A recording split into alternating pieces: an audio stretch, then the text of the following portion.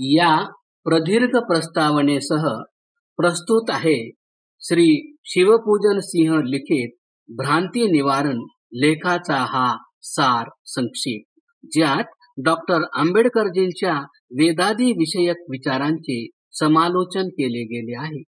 पूर्व पक्षाच्या रूपात डॉक्टर आंबेडकरजींचा वेदादी विषयक आक्षेप पक्ष अगोदर आणि वैदिक विद्वानांच्या चिंतनावर आधारित श्री शिवपूजन सिंहांचा समाधान पक्ष नंतर साररूपाने विवेकशील वाचकांच्या हितार्थ प्रस्तुत केला जात आहे. पंडित शिवपूजन सिंह कुशवाह गवेषणापूर्ण अर्थात शोधपूर्ण तसेच उद्धरण प्रधान शैलीचे सुप्रसिद्ध लेखकाच्या रूपात प्रख्यात होते.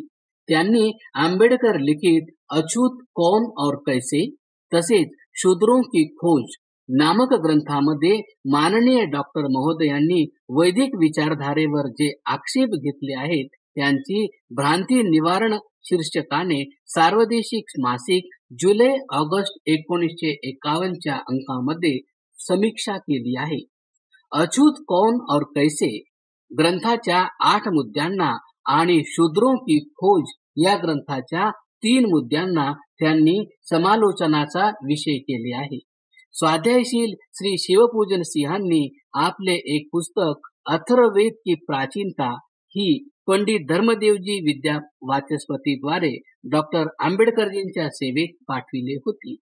या भ्रांती निवारण लेखाच्या शेवटी लेखक लिहितो, आशा आहे की आपण माझ्या प्रमाणावर पूर्ण रूपाने विचार करून तदनुकूल आपल्या ग्रंथामध्ये संशोधन अर्थात दुरुस्ती कराल. या निवेदनाबरोबरच त्यांनी आपल्या समीक्षात्मक लेखास पूर्ण विराम दिला आहे. अछूत कौन और कैसे या ग्रंथात माननीय डॉक्टर आंबेडकरांद्वारे प्रस्तुत पूर्व पक्ष अर्थात या आक्षेपांना पंडित शिवपूजन सिंहांनी भ्रांती निवारण लेखात उत्तर पक्ष अथवा समाधान पक्षाच्या रूपात जे निराकरण केले आहे ते विवेकशील वाचकांच्या विचारात संवाद रूपात प्रस्तुत आहे. डॉक्टर आंबेडकर आर्य लोक निर्विवाद रूपाने 2 भागांत आणि 2 संस्कृतीमध्ये विभक्त होते, ज्यापैकी एक ऋग्वेदीय आर्य तसेच दुसरे अथर्ववेदीय आर्य होते, ज्यांच्यात फार मोठी सांस्कृतिक दरी होती. ऋग्वेदीय आर्यांची यज्ञामध्ये श्रद्धा होती तर अथर्ववेदीयांची जादूटोण्यात. पंडित शिवपूजन सिंह 2 प्रकारच्या आर्यांची कल्पना केवळ आपल्या आणि आपल्यासारख्या काहींच्या मस्तकांची उत्पत्ती आहे. ही केवळ कपोल कल्पना अथवा कल्पना विलास आहे. याच्या मागे कसले ठोस ऐतिहासिक प्रमाण नाही. कोणी ऐतिहासिक विद्वानही याचे समर्थन करीत नाही. अथर्ववेदात कोणत्याही प्रकारचा जादूटोणा नाही. विशेष अध्ययनासाठी डॉक्टर रघुवीर वेदालंकार काव्यतीर्थ लिखित क्या अथर्ववेद में जादूटोना आदि है वाचा. डॉक्टर आंबेडकर ऋग्वेदामध्ये आर्य देवता इंद्राचा सामना आपल्या शत्रू अहिवृत्राशी अर्थात सापदेवतीशी होतो, जो कालांतराने नागदेवतीच्या नावाने प्रसिद्ध झाला. पंडित शिवपूजन सिंह वैदिक आणि लौकिक संस्कृत मध्ये आकाश पाताळाचे अंतर आहे. येथे इंद्रचा अर्थ सूर्य आणि वृत्राचा अर्थ मेघ आहे. हा संघर्ष आर्य देवता आणि नागदेवता मधील नसून सूर्य आणि मेघ यांच्यात होणारा संघर्ष आहे. वैदिक शब्दांविषयी निरुक्तांचे मत मान्य असते. वैदिक निरुक्त प्रक्रियेशी अनभिज्ञ असल्यामुळे तुम्हाला भ्रम झाला. डॉक्टर आंबेडकर महामहोपाध्याय डॉक्टर काणे यांच्या मते गायीच्या पावित्र्यामुळे वाजसनेयी संहितेत गोमांस भक्षणाची व्यवस्था दिली गेली आहे. पंडित शिवपूजन सिंह श्री काणेजींनी वाजसनेयी संहितेचे कसले प्रमाण वा संदर्भ दिला नाही आणि ना तुम्ही यजुर्वेद वाचण्याचे कष्ट घेतले आहेत. तुम्ही जेव्हा यजुर्वेदाचा स्वाध्याय कराल तेव्हा तुम्हास स्पष्ट गोवध निषेधाची प्रमाणे आढळतील. डॉक्टर आंबेडकर ऋग्वेदावरूनच हे स्पष्ट आहे की तत्कालीन आर्य गोहत्या करीत असत आणि गोमांस खात असत. पंडित शिवपूजन सिंह. काही प्राच्य आणि पाश्चात्य विद्वान आर्यांवर गोमांस भक्षणाचे दोषारोपण करतात, परंतु पुष्कळशा प्राच्य विद्वानांनी या मताचे खंडन केले आहे. वेदांत गोमांस भक्षणाचा निषेध करणारी 22 विद्वानांची ससंदर्भ प्रमाणे मजजवळ आहेत. ऋग्वेदात गोहत्या आणि गोमांस भक्षणाचे जे विधान तुम्ही करीत आहात ते वैदिक संस्कृत आणि लौकिक संस्कृत मधील फरकाशी अनभिज्ञ असल्यामुळे करीत आहात. जसे वेदामध्ये उक्ष बलवर्धक औषधाचे नाव आहे, जरी लौकिक संस्कृत मध्ये भलेही त्याचा अर्थ बैल का असेना. डॉक्टर आंबेडकर. मांसाविना मधुपर्क असू शकत नाही. मधुपर्कात मांस आणि विशेष करून गोमांसाचा एक आवश्यक अंश असतो.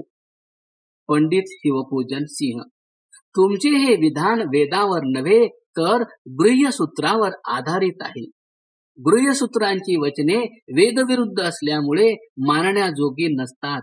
वेदांना स्वतः प्रमाण मानणाऱ्या महर्षी दयानंद सरस्वतीनुसार दह्यात तूप अथवा मध मिसळण्यास मधुपर्क म्हणतात. त्याचे परिमाण 12 तोळे दही त्यात 4 तोळे मध अथवा 4 तोळे तूप मिसळणे आहे. डॉक्टर आंबेडकर. अतिथीसाठी गोहत्या इतकी सामान्य झाली होती की अतिथीचे नावच गोघ्न अर्थात गायीची हत्या करणारा असे पडले होते. पंडित शिवपूजन सिंह. गोघ्नचा अर्थ गोहत्या करणारा नाही. हा शब्द गौ आणि हन यांच्या संधीने बनला आहे. गौचे अनेक अर्थ आहेत, जसे वाणी, जल, सुखविशेष, नेत्र आदी. धातुपाठात महर्षी पाणिनी हनचा अर्थ गती आणि हिंसा सांगतात. गतीचे अर्थ आहेत ज्ञान, गमन आणि प्राप्ती. बहुधा सर्वच सभ्य देशांत जेव्हा एखाद्याच्या घरी अतिथी येतो तेव्हा त्याच्या स्वागतासाठी गृहपती घराच्या बाहेर येत काही गती करतो, चालतो, त्याच्याशी मधुर वाणी बोलतो. मग जल देऊन त्याचा सत्कार करतो आणि यथाशक्ती त्याच्या सुखासाठी नाना प्रकारची सामग्री प्रस्तुत करतो. आणि हे जाणण्यासाठी की प्रिय अतिथी या सत्काराने प्रसन्न होत आहे वा नाही, गृहपतीचे डोळेही त्याच दिशेने एकटक पाहत असतात. गोघ्नचा अर्थ होतो गौ. प्राप्यते दीयते यस्मै स गोघ्नः अर्थात ज्याच्यासाठी गोदान केले जाते तो अतिथी गोघ्न म्हणवितो. डॉक्टर आंबेडकर. हिंदू मग ते ब्राह्मण असोत वा ब्राह्मणेतर ते न केवळ मांसाहारी होते तर ते गोमांसाहारी होते. पंडित शिवपूजन सिंह. तुमचे हे कथन भ्रमपूर्ण आहे. वेदात गोमांस भक्षणाची गोष्ट तर सोडाच, मांस भक्षणाचेही विधान नाही. डॉक्टर आंबेडकर. म्हणूनही गोहत्येच्या विरोधात कसला कायदा केला नाही. त्याने तर विशेष प्रसंगी गोमांसाहार अनिवार्य ठरविला आहे. पंडित शिवपूजन सिंह. मनुस्मृतीमध्ये कोठेही मांस भक्षणाचे वर्णन नाही. जे आहे ते प्रक्षिप्त आहे. तुम्हीही या गोष्टीचे कसले प्रमाण दिले नाही की म्हणून कोठे गोमांस अनिवार्य ठरविले आहे. मनुस्मृती अध्याय 5 श्लोक 51 अनुसार तर हत्येची अनुमती देणारा, अंगे कापणारा, मारणारा, क्रय विक्रय करणारा, शिजविणारा, वाढणारा आणि खाणारा या सर्वांना घातक म्हटले गेले आहे.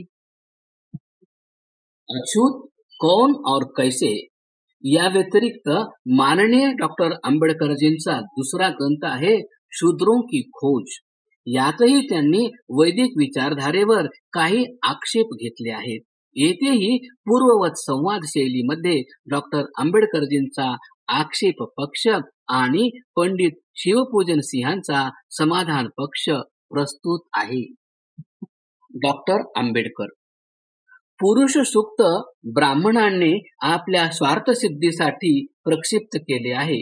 कोलब्रुकाचे कथन आहे की पुरुष सूक्त छंद तसेच शैलीत शेष ऋग्वेदाहून सर्वथा भिन्न आहे.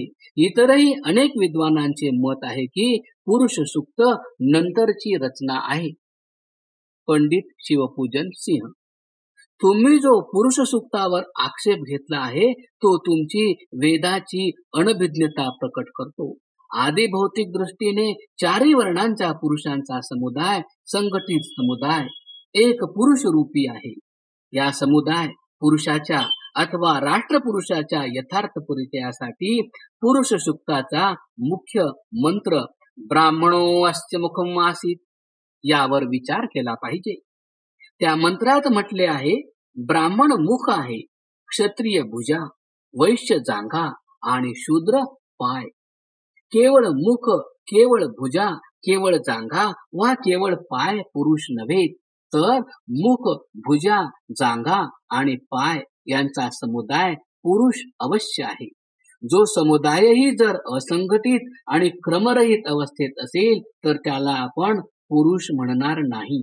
त्या समुदायास पुरुष तेव्हाच म्हणू जेव्हा तो समुदाय एका विशिष्ट प्रकारच्या क्रमात असेल आणि एक विशिष्ट प्रकारे संघटित असेल.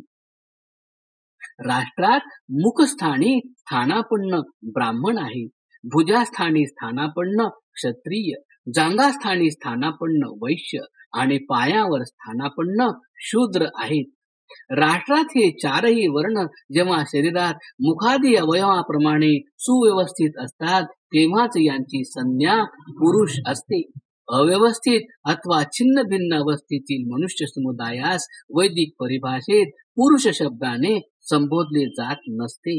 आदी भौतिक दृष्टीने हे सुव्यवस्थित तसेच एकतेच्या सूत्रात ओवलेले ज्ञान, क्षात्र, व्यापार, व्यवसाय, परिश्रम, मजुरी यांचा निदर्शक जनसमुदायच एक पुरुष रूप असतो. चर्चित मंत्राचा अर्थ महर्षी दयानंद अशा प्रकारे करतात. या पुरुषाच्या आज्ञेनुसार विद्या आदी उत्तम गुण तसेच सत्यभाषण आणि सत्योपदेश आदी श्रेष्ठ कर्मांतून ब्राह्मण वर्ण उत्पन्न होतो.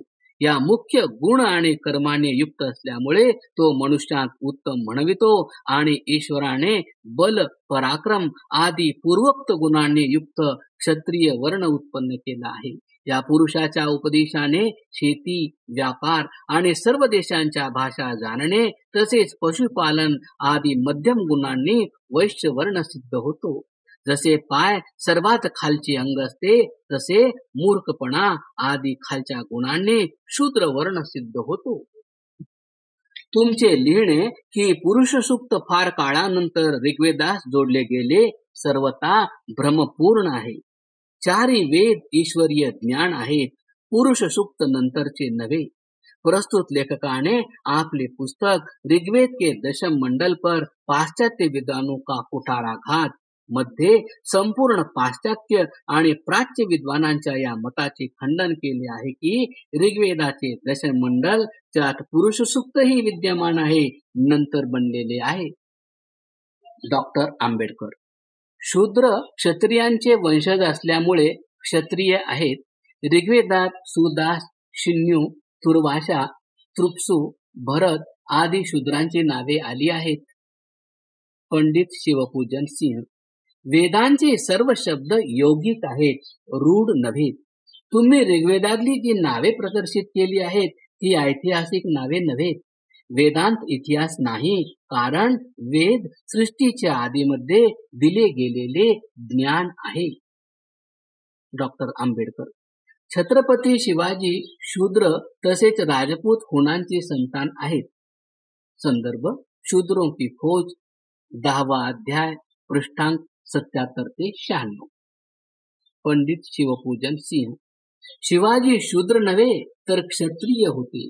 याच्या संदर्भात अनेक प्रमाणे इतिहासात भरभरून सापडतात. राजस्थानातील प्रख्यात इतिहासतज्ञ महामहोपाध्याय doctor Gaurishankar Hirachand Ojha D Litt लिहितात, मराठा जात दक्षिण हिंदुस्थानात राहणारी आहे. तिचा प्रसिद्ध राजा छत्रपती शिवाजीच्या वंशाचा मूळ पुरुष मेवाडच्या सिसोदिया राजवंशाचाच होता. कविराज श्यामलदासजी लिहितात, शिवाजी महाराणा अजयसिंहाच्या वंशाचे होते. हाच सिद्धांत डॉक्टर बालकृष्णजी MA D.Litt FR.SS यांचाही आहे. याच प्रकारे राजपूत होनांची नव्हे तर शुद्ध क्षत्रियांची संतान आहेत. Shri Chintamani Vinayak Vaidya MA, Shri E.B. Cowell, Shri Sherring, Shri Wheeler, Shri Hunter, Shri प्रूफ, पंडित नगेंद्रनाथ भट्टाचार्य MA DH आदी विद्वान राजपुतांना शूद्र क्षत्रिय मानित होते. प्रिव्ही कौन्सिलनेही निर्णय केला आहे. अर्थात जे क्षत्रिय भारतात राहतात आणि राजपूत एकाच श्रेणीचे आहेत. 6 डिसेंबर 1956 माननीय डॉक्टर आंबेडकरजींचे देहावसान झाले. श्री शिवपूजन सिंहांचा हा चर्चित भ्रांती निवारण लेख सार्वदेशिक मासिकात त्यांच्या देहावसानाच्या सुमारे 5 वर्षे 3 महिन्यांपूर्वी प्रकाशित झाला होता. सार्वदेशिकशी डॉक्टर आंबेडकरजी सुपरिचित होते. तसेच चर्चित अंकही त्यांच्या सेवेत योग्य वेळी पाठविला गेला होता. भारतरत्न डॉक्टर आंबेडकरजींचा अछूत कौन और कैसे आणि शूद्रों की खोज ग्रंथ तसेच महर्षी दयानंद सरस्वती लिखित ऋग्वेदादी भाष्य भूमिका तसेच रिसर्च स्कॉलर श्री शिवपूजन सिंह कुशवाहांचा भ्रांती निवारण नामक 16 पृष्ठांचा लेख मूळ रूपातच वाचून विचारशील वाचक सत्यासत्याचा निर्णय करतील अशी आशा आहे. मुळात भ्रांती निवारण लेख संवाद शैलीत नाही तर शंका समाधान शैलीत आहे. प्रस्तुत लेखकाने स्वाध्यायशील वाचकांच्या सोयीसाठी आणि सरळपणाच्या हेतूने संवाद शैलीत रूपांतरित केला आहे.